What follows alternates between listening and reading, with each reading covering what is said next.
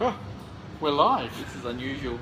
Yes, yes. We thought we'd hit some questions live on Facebook here, because we've had a few people asking us a few questions. A couple of them are valid questions. Some of them. Yes, some of them are.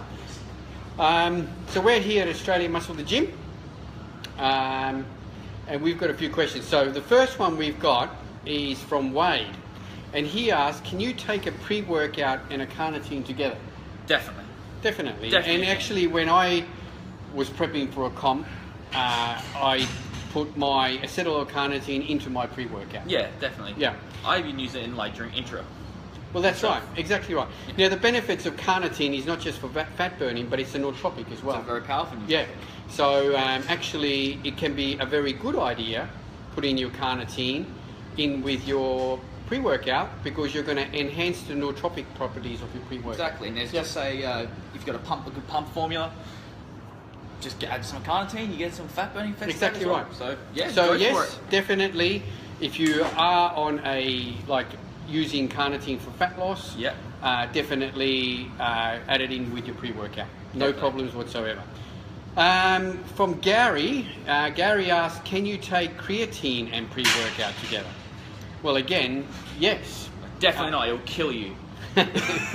Now, look, some pre-workouts contain creatine, but they usually don't contain enough, I don't think, anyway. Your good clinical dose of creatine is 5 to 10 grams a day. Mm-hmm. So again, yes, definitely, you can mix your pre-workout and your creatine together. Yes. Even if you've got one that's got some creatine in there, and they might only have 2 or 3 grams, you can add some more. You can always add more on top. Yeah. So, but if you're using creatine, take 5 grams before training and 5 grams after training, and on your non-training days, just take 5 grams in the morning and 5 grams in the afternoon. And then you can also choose to do the loading, which is 20 grams a day for 2 weeks. But then again, of course, you want to increase your water because you will cramp, definitely. Yeah. So that's one thing. Yeah. So yeah, we can touch on that. Some people ask, do you need to load on creatine? I don't. No, you don't need to load on creatine. All loading does is it saturates the muscles quicker. Yes. So you can saturate the muscles taking just 10 grams a day. It'll take a little bit longer. Yep. Whereas if you want to load anywhere from 5 to 10 days, take 20 grams a day, in divided doses throughout the day, and you'll saturate those muscles a lot quicker. We just did get an actual message from Jeremy. He Yes. asked us about can we take, is beta-alanine alone during workout, or can you have it pretty much, see it right there. Benefits of beta-alanine during workout with an intra rather than a pre. So can you take beta-alanine during training?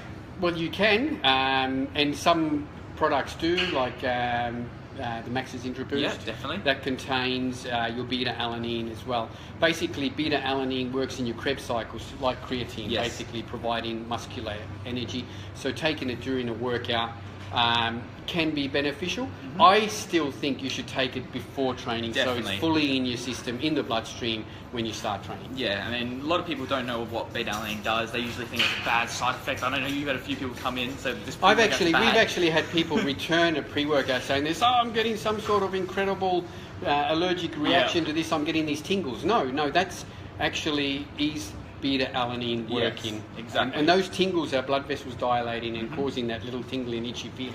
It does. I tend to get it all through my head and neck. I get it in my eyebrows, and you can pull your hair follicles, That's right. you can feel it all. It's really So unusual. once you use beta-alanine regularly, you'll most probably get a little bit blasé to that effect. Yeah. Doesn't mean the beta-alanine is not working. No. You're just getting blasé to the effect Yeah. of the beta-alanine. That's Excellent. all. AJ, he asks, he wants to get big arms. How do I get big arms? Yeah. Now, I presume, AJ, that you are training your whole body, not just your arms. Well, you'd hope so. Well, I hope so. Yeah, definitely. Because in the end, training arms is like any other body part, and it's about you applying that training principle consistently and putting a overload, progressive overload onto the muscles, meaning that you're trying to lift more weight and get more stronger. So in the end, that's what will build big arms, just like it will build a big chest, just like it will build a big legs, etc. And a lot of people say, I train it every day. Is that beneficial as well? Technically, no, because in order to increase something, it has to break down first. If you're not getting that adequate rest, it's not going to grow. Yeah. I'll give you an interesting story on that though. when I was a little kid, my next door neighbour used to just come home from high school and arm curl for an hour in his backyard. Okay. And the guy had big arms. So in the end, what does that tell you? That he was just training those arms. He was forcing them to grow, basically. I wouldn't suggest that you go and train arms every day, but that's what this guy did. Yeah. And I can remember he just trained arms in his backyard every day after school, and the dude had big arms, but he had nothing else. What will make your arms grow is if you are training your whole body, I think. You can't just go into the gym, I just want big arms, stay at home, and arm curl like my next door neighbour did, because he was a freak, I think. So you applying consistency in your training, meaning that train regularly, incorporate arms into your workout. Now, the second part of his question was that should he have a specific arm day, or should he just train arms with triceps with his pushing movements and biceps with his pulling movement? I don't think it matters. No. I actually at the moment in my program have a specific arm day. Sometimes in my program I'll be training arms every workout in some degree, either triceps or biceps at the end of the workout. So I don't think that really matters as long as you're training those arms on a consistent basis and applying a progressive overload to them, like you would to any other body part. Like even this one I told you that you did a couple of sets of triceps yesterday. Yep. I did 2 sets, but one was heavy until failure, and like a few hours later, both my triceps cramped at the same time. I've never had that before, but hey, it works. I feel like it hurts. Yeah. So obviously I've done something. That's right. And I don't go crazy, and I'll do 1 or 2 sets every couple of days. And exactly right. It's stronger. Yeah. So in the end, it's about progressive overload and training consistently and doing that for a long time. Yeah. You're not going to build arms overnight, just like you're not going to build any other body part. Training consistently and progressive overload. If you're lifting the same weights you were 6 months ago, well then, in all honesty, I don't think you've built any muscle whatsoever. No, you've trained yourself to be weak. Yeah. I like that principle, talking about that as well. Don't train yourself to be weak, train yourself to be strong. You want to be strong, you want to get stronger, because that is what's going to force your body to grow. Jeremy just asked another question, goes, what are our current supplement stacks? Oh, you go first. Well, at the moment, I'm not using much really. I'll use, I got to use for my protein, my post-workout, I use the ATP No Way. I use AMP-V here and there, I've got a little bit at home, and coffee really. And I've recently just got on the gear. So, it's only been 2-3 days, but we'll see how that goes. That's Max's That's the the gear. Max is the gear, that's not the actual gear. So, that's what I'm on at the moment. Yeah. My stack is pretty basic. My pre-workout stack is ATP AMP-V and a short black. On deadlift day though, I do use Total War. Yes. Yeah. So I use a pre-workout only once a week, and I use that on my back or deadlift day. Okay. I find that if I use a pre-workout every single training session, in the end it starts messing with my sleep too much. Whereas using it only once a week, I get a full benefit out of that. And Total War is nuts. Oh yeah, as far as I'm concerned. You had the pre-war the other day actually. That's right. That's another one that we're looking at getting into the store as well. Post-workout, I'll just use a whey protein or the ATP No Way. I'm not particular stuck on any one or the other. It just depends on where it falls into my basic nutrition for the whole day. Yeah. So sometimes I'll just use a WPI, or then I'll use the No Way. I also use ATP multi-food twice a day, and I take a vitamin D. Yeah. Would you twice a day I take vitamin D in the morning and at night, and I also use the Recop bipeptide amino acids. Yeah. Would you say your IV drip is part of your supplement stack now? Well, I think so. Every 3 to 4 weeks I go to the drip club and get a vitamin infusion as well. Yeah. So that's coming. That's coming up actually this week. There you go. Somebody asked you a question about comp prep coaches. Yes. Jack asked me, what are some good comp prep coaches for first timers in Adelaide? All right. There's a lot of comp prep coaches in Adelaide, and first thing I'll tell you that with looking for a comp prep coach is just ask them just relative questions about themselves, how they can help you get ready, what their general protocol is, and if you're comfortable with the answers, well then go with them. I would talk to always a few prep coaches and then find the one that you felt comfortable with and go with. Yeah, I can't stress the point enough that you need someone who actually knows about the nutrition, not just someone who does the crash dieting. I think also ask your prep coach if they have a reverse diet protocol, which I think is important after a contest, and if that is included in your prep. Yeah, you don't want to be... Which I think is really important that it's included in your prep. It's needed. I just noticed Samuel Mussered just joined onto this live feed. Sam is a great comp prep. He really is. And there's lots of them. There's so many that I just can't even think of rattling them off the top of my head. And they all have their good points, and all can provide a good job. I think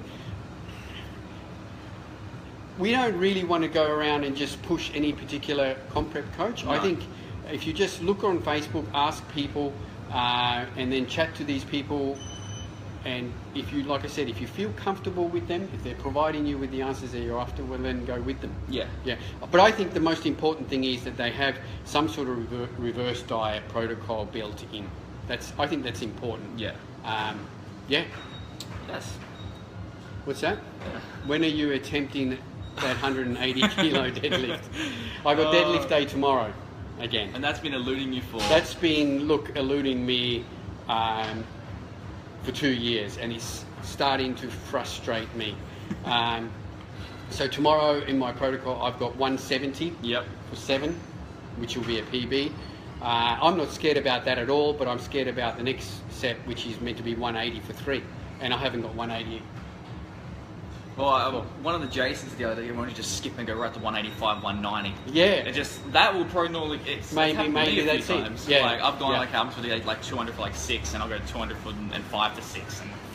Ferris just joined, and I might have to go see you, mate, because this 180 is eluding me, whereas I can pull 170 for comfortably for reps, and it comes to 180. You pulled 160 for what, 11 or? I pulled 160 for 11 last week, which was a massive PB, and I couldn't get 180 off the ground. Actually, no, you got about that far off the ground. Yeah, it did get off the ground. It did come off the ground. So tomorrow morning, I'll put up the video if it comes along. So Ferris, look, I think I'm going to take you up, and I'm going to get in touch with you, and I want to come and actually have a session, and we can go through this properly, and because I know it's more, I overthink that deadlift.